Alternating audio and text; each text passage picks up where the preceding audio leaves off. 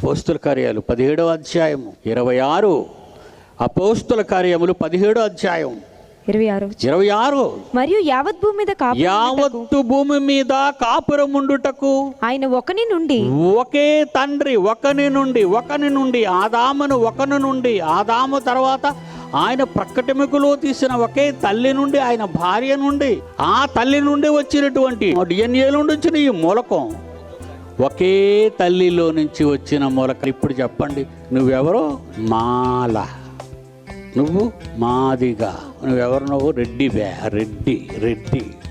నీ డిఎన్ఏలోని మూలకానంలో రెడ్డి అనేవి లేదే. నువ్వెవరు? చౌదరి. అబ్బో, ఎవడండి పెట్టాడు ఈ కులాలు?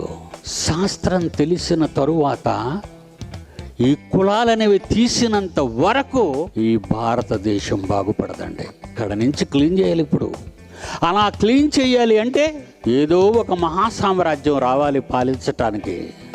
అదే క్రీస్తు సామ్రాజ్యం మీరే.